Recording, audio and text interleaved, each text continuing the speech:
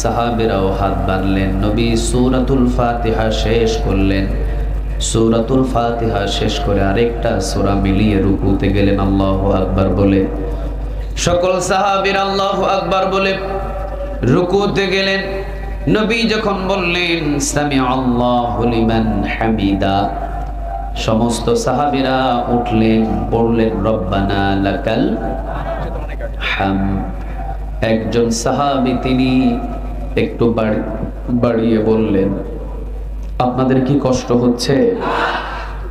আপনাদের কি কষ্ট হচ্ছে? একজন সাহাবী একটু বাড়িয়ে বললেন, সেই হাদিসের কথা বলছে, আমার বানানো কোনো কথা নয়। একজন সাহাবী বাড়িয়ে বললেন, তিনি বললেন হামদান কাসীরান তাইয়িবান মুবারাকান ফি। তিনি একটু বাড়িয়ে বললেন হামদান কাসীরান তাইয়িবান মুবারাকান ফি। কার প্রশংসা করলেন? আরেকটু জোরে বলেন কার? নবী নামাজ শেষ করলেন। নামাজ শেষ করে পিছনের দিকে ফিরলেন। নবী বললেন, রুকু থেকে যখন আমি দাঁড়িয়েছি সবাই তোমরা পড়েছো রব্বানা লাকাল হামদ। একজন সাহাবী কিন্তু পড়েছেন, তিনি হলেন হামদান কাসীরান তাইয়িবান মুবারাকান ফি। কে পড়েছো এই বাড়তি প্রশংসাটা? আমি নবী তো শিখাই নাই। কার এত বড় বুকের সাহস হলো যে আমি নবী না শিখিয়ে তোমরা পড়ে ফেলেছো? কে পড়েছো? দাঁড়াও। সাহাবী ভীত হয়ে গেলেন, ভয় পেয়ে গেলেন। নবী বললেন, কে এই বাড়তি কথাগুলো পড়েছো? একটু দাঁড়াও, আমি তার চেহারাটা দেখতে চাই। দাঁড়ান না। তৃতীয়বার যখন নবী বললেন, আমি তার চেহারাটা দেখতে চাচ্ছি, কে বাড়তি কথাটা বলেছো? হাত তোলো। পিছন থেকে একজন কালো সাহাবী অথবা অন্য বর্ণ হতে পারে হাত তুললেন। সাধারণ একজন সাহাবী পিছনের কাতার থেকে হাত তুললেন। যদিও তিনি সাধারণ সাহাবী ছিলেন, কিন্তু ওই সাধারণ সাহাবীর যদি এক পাশে নেক আমল উঠিয়ে দেওয়া হয়, আর আজকে সারা বিশ্বের সকল মুসলমানদের নেক আমল যদি আরেক পাল্লায় উঠিয়ে দেওয়া হয়, একজন সাহাবীর নেক ওজন বেশি হয়ে যাবে। সুবহানাল্লাহ। বাড়িতে গিয়ে বলেন, একটু আওয়াজ দিয়ে বলা যায় না সুবহানাল্লাহ? আব্দুল কাদের জিলানী রাহিমাহুল্লাহ, নাম শুনছেন না আপনারা? বড় একজন আল্লাহর ওলি ছিলেন আব্দুল কাদের জিলানী রাহিমাহুল্লাহ। ওনার একজন ভক্ত এসে বলছেন, আব্দুল কাদের জিলানী রাহিমাহুল্লাহ, আপনি বড় নাকি বেলাল রাদিয়াল্লাহু তাআলা আনহু বড়? নাউজুবিল্লাহ বলবেন না? কোন জায়গায় কোন কথা বলতে হয় ভক্তর সেই জ্ঞানটুকু নাই। আব্দুল কাদের জিলানী রাহিমাহুল্লাহ তিনি বললেন, কে এই কথাটুকু আমার সামনে বড়? বলল যে আমি বড় নাকি বেলাল রাদিয়াল্লাহু তাআলা আনহু বড়? এই বেয়াদবটা বলল কি, গরম হয়ে গেলেন, আওয়াজটুকু বড় করে ফেললেন, চিৎকার দেওয়া শুরু করলেন। আশেপাশের মানুষগুলো আব্দুল কাদের জিলানী রাহিমাহুল্লাহ একজন বড় আল্লাহর ওলি ছিলেন, তার সামনে সবাই উপস্থিত হলেন। আব্দুল কাদের জিলানী রাহিমাহুল্লাহ সবার সামনে এবার বলছেন, শোনো, বেলাল রাদিয়াল্লাহু তাআলা আনহুর সাথে এই একজন গোলাম আমাকে তুলনা করেছে যে আমি বড় নাকি বেলাল রাদিয়াল্লাহু তাআলা আনহু বড়। শুনে নাও তোমরা সবাই। বেলাল রাদিয়াল্লাহু তাআলা আনহু যেই মরুভূমি দিয়ে হাঁটতেন, বেলাল রাদিয়াল্লাহু তাআলা আনহু যেই মরুভূমিতে হাঁটতেন, বেলালের পায়ের নিচে যেই বালুটা পড়তো, ওই বালুর যতটুকু মর্যাদা আর সম্মান আছে, আমি আব্দুল কাদের জিলানীর এতটুকু সম্মান মর্যাদা নাই। একজন সাহাবীর সম্মান আর সারা বিশ্বের সব মুসলমানের সম্মান, সারা বিশ্বের সব মুসলমানদের সম্মানের চাইতে একজন সাহাবীর সম্মান উচ্চ মাকামে পৌঁছে দিয়েছেন। তিনি কে? পিছন থেকে সাহাবী হাত তুললেন। নবী বললেন দাঁড়াও। দাঁড়ালেন। নবী বললেন, তুমি বাড়তি কথাগুলো বলেছো, কোথায় পেয়েছো? আমি নবী তো শিখাই নাই। তিনি বললেন, ইয়া রাসূলুল্লাহ, আমি আল্লাহ রাব্বুল আলামিনকে বেশি ভালোবাসি, আমি আমার মালিককে বেশি ভালোবাসি।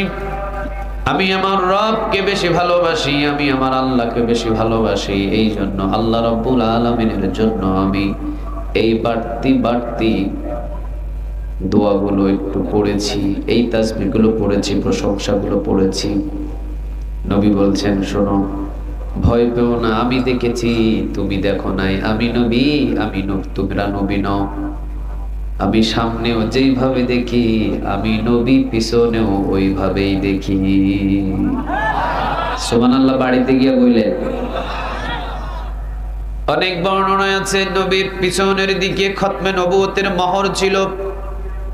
অনেক মুফাসসিরিনে কেরাম বলেন, নবী সামনে দুই চোখ দিয়ে যেভাবে দেখতেন, নবীর পিছনে খতমে নবুয়তের মোহর ছিল। এই মোহর দিয়ে নবী পিছনের দিকেও ঠিক একইভাবে দেখতে পেতেন। এই জন্য নবী বললেন, আমি দেখেছি, তোমরা দেখো নাই। আমি নবী, তোমরা নবী নও। আমি নবী দেখলাম 30 জনেরও বেশি ফেরেশতা তোমার এই আল্লাহর প্রশংসা করার জন্য 30 জনেরও বেশি ফেরেশতা প্রতিযোগিতা লেগে গেছে যে তোমার আমলনামায় কে কতগুলো নেক বেশি লিখে দিতে পারে। সুবহানাল্লাহ। বাড়িতে গিয়ে বললেন, একটু আওয়াজ দিয়ে বলা যায় না সুবহানাল্লাহ? কিরামান কাতিবিন ইয়ালামুনা মা তাফআলুন। সবার জন্য শুধু 2 জন 3 জন 5 জন ফেরেশতা নয়, বাংলাদেশের কিছু আল্লাহর ওলিদের জন্য শত শত হাজার হাজার ফেরেশতা আমলনামা লেখার জন্য ব্যস্ত হয়ে বসে আছে। ঠিক না ঠিক? ওদের আমলনামা আর আমাদের আমলনামা কি এক হতে পারে? আরো জোরে বলেন, এক হতে পারে? যাদেরকে ওযুর পানি দেওয়া হয় নাই, যারা বছরের পর বছর, মাসের পর মাস যাদেরকে খাবার দেওয়া হয় নাই, কিন্তু আল্লাহর একটা হুকুম অমান্য কোনোদিন করে নাই। আর আপনি 3 বেলা খাওয়ার পরেও আল্লাহর হুকুম একটাও পালন করতে পারেন নাই। আপনার জন্য একটাই যথেষ্ট, 2টাই যথেষ্ট, কিন্তু ওনারা যেভাবে গোলামি করছে, ইবাদত করছে, ওনাদের জন্য হাজার হাজার ফেরেশতা আমলনামা লেখার জন্য প্রতিযোগিতা লেগে আছে। ঠিক না ঠিক? তাহলে বলেন, কিরামান কাতিবিন ইয়ালামুনা মা তাফআলুন। গরু এবং ছাগলদের আমলনামা লেখার জন্য কোন ফেরেশতা নিযুক্ত করা হয়? সবাই বুঝতেছেন কথা আমার? মুরগির আমলনামা লেখার জন্য কোন ফেরেশতা লাগে? গরুর আমলনামা লেখার জন্য কোন ফেরেশতা লাগে? তাহলে যাদের ফেরেশতা লিখিত নাই, তাদের কোনো হিসাবও নাই। আমাদের আমলনামা লেখার জন্য কিরামান কাতিবিন এই ফেরেশতাদেরকে নিযুক্ত করেছেন তিনি কে? আল্লাহ। আল্লাহ রাব্বুল আলামিন বলেছেন, ওয়া কুল্লু ইনসানিন আলজামনাহু তাইরাহু ফি উনুকিহি ওয়া নুখরিজু লাহু ইয়াওমাল কিয়ামা কিতাবাই ইয়ালকাহু মানশুরা। কথাটা কার? আরো জোরে বলেন, কার? আল্লাহ রাব্বুল আলামিন কিন্তু এখানে বলেন নাই গরুর কণ্ঠনালীর কাছে আমি আল্লাহ রাব্বুল আলামিন রেকর্ড করছি তার আমলনামা, সে কি করেছে, কি করছে, কোথায় ঘাস খাচ্ছে, কোথায় খড় খাচ্ছে, এটা আমি লিপিবদ্ধ করছি। আল্লাহ কখনো এটা বলেন নাই। কিন্তু মানুষদের কণ্ঠনালীর কাছে যা যা করছে সমস্ত গুলো রেকর্ড করে রেখে দিতেছেন তিনি কে?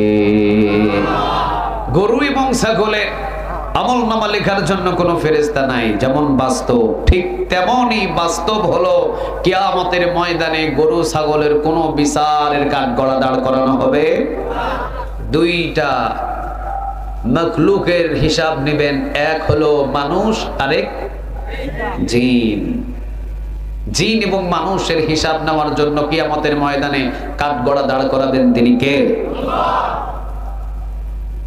আর আল্লাহ সুবহানাহু ওয়া তাআলা সকল কীট পতঙ্গ মাখলুকাতদের যারা আছে, গরু ছাগল হাঁস মুরগি দুম্বা, আল্লাহ সবাইকে বলবেন কুল্লু তরাব, মাটি হয়ে যাও। সবাই কি হয়ে যাবে? মাটি হয়ে যাবে। সবাই কি হয়ে যাবে? মাটি হয়ে যাবে। কিন্তু মুফাসসিরিনে কেরাম বলছেন মাটি করে দিবেন আল্লাহ রাব্বুল আলামিন তাদেরকে। তবে মাটি করার আগেই আল্লাহ রাব্বুল আলামিন দেখবেন কোন পশুর উপরে জুলুমি করেছিল, শিং দিয়ে গোতা দিয়ে পেটটাকে ছিদ্র করে দিয়েছিল। শক্তি কম ছিল, একটা গরুর দুর্বল ছিল, আর একটা গরুর শক্তি বেশি ছিল, এই জন্য তাকে ঢোসায় ঢিসায় তাকে অনেক আক্রমণ করে অনেক জায়গায় ক্ষতবিক্ষত করে দিয়েছিল। কিয়ামতের ময়দানে আল্লাহ রাব্বুল আলামিন এই জালিম গরুকে বলবেন, আজকে তোকে এই দুর্বল গরুটা যত জায়গায় আঘাত করেছিস তত জায়গায় তোর আঘাত করবে হুকুমটা কার? বাংলাদেশের মানুষ, বাংলাদেশের জনগণ, এ পর্যন্ত 17টা বছর বাংলার জমিনের ভিতরে যত নির্যাতন করা হয়েছে, 5 ওয়াক্ত নামাজ পড়ছে একজন যুবক, হাতের ভিতরে ডান্ডা পেড়ি লাগায়া জেলখানায় টেনে নিয়ে যাওয়া হয়েছে। ইউনিভার্সিটির মেধাবী স্টুডেন্ট তাহাজ্জুদ নামাজ পড়ে কোরআন তেলাওয়াত করছে, তেলাওয়াতরত অবস্থায় তাকে ধরে রিমান্ডে পিটানো হয়েছে। পাবনা শহরের ভিতরে অসংখ্য নজির আছে, যেই মানুষটার চাইতে ভালো মানুষ এলাকায় নাই, যেই মানুষটার চাইতে নামাজি মানুষ এলাকায় নাই, যেই মানুষটার চাইতে ভদ্র মানুষ এলাকায় নাই, ওই মানুষটাকেও রাতের বেলা নিজের ঘরে ঘুমাতে দেওয়া হয় না। এটা কি জুলুমি নয়? কথা বলেন না, এটা কি জুলুমি নয়? ঘুমাতে দেয় নাই। আবু বকর সিদ্দিক রাদিয়াল্লাহু তাআলা আনহু কি দেশ চালায় নাই? কথা বলেন না কেন? তোমাদের মতো নামাজি মানুষদের ঘুম ভাঙাইছে আর দৌড়াইছে রাতের বেলা গ্রেফতার করার জন্য। সহিহ হাদিসের কথা একটা শোনেন, ইতিহাস থেকে বলছি। আবু বকর সিদ্দিক রাদিয়াল্লাহু তাআলা আনহু যেদিন প্রেসিডেন্ট হলেন, সেই দিন খুব কান্নারত অবস্থায় ছিলেন। ওমর রাদিয়াল্লাহু তাআলা আনহুকে বানালেন বিচারপতি। সুবহানাল্লাহ বলবেন না? 6 মাস বিচারপতির চেয়ারে ওমর রাদিয়াল্লাহু তাআলা আনহু বসলেন, একটা বিচারও কোনোদিন যায়নি। কয় মাস? কথা বলতে হবে, কয় মাস? ওমর রাদিয়াল্লাহু তাআলা আনহু তিনি আসলেন, আবু বকর সিদ্দিক রাদিয়াল্লাহু তাআলা আনহুকে বললেন, আবু বকর প্রেসিডেন্ট আপনি, আর আমি ওমর রাদিয়াল্লাহু তাআলা আনহুকে বানিয়েছেন বিচারপতি। 6 মাস পর্যন্ত বিচারের কার্যালয় খুলে বসে থাকলাম, এই 6 মাসের ভিতরে একটা বিচার আমি ওমরের সামনে আসে না। আবু বকর সিদ্দিক রাদিয়াল্লাহু তাআলা আনহু তিনি কেঁদে দিলেন। ওমর তিনি বললেন, আবু বকর আপনি কাঁদেন কেন? আবু বকর সিদ্দিক বললেন, ওমর কেন বিচার আসে নাই? তুমি কি একটু ইঙ্গিত পাচ্ছ? তিনি বললেন না। আবু বকর বললেন, যে জমিনে নবী পা রাখেন আর যে জমিনে মানুষ সকাল বিকাল কোরআনের হুকুম পালন করেন, ওই জমিনের ভিতরে বিচারপতি রাখার থেকে না রাখাই ভালো। যে জমিনে নবী পা রাখেন আর যে জমিনে কোরআনের আইন চলে, ওই জমিনে বিচারপতি থাকার থেকে না থাকাই। 6 মাস বসে আছেন, একটাও কি নাই? কথা বলেন না কেন? কি নাই? বিচার নাই। ওমর রাদিয়াল্লাহু তাআলা আনহু তিনি আবু বকরকে বললেন, ওমর আবু বকর রাদিয়াল্লাহু তাআলা আনহুকে বললেন, আবু বকর 6 মাস পর্যন্ত আমি যেখানে বসে থাকলাম, মশার মাছি মারা ছাড়া আমার আর কোনো কাজ ছিল না। আপনাকে আমি আকুল আবেদন দিয়ে বলছি, আপনি আমাকে বিচারপতি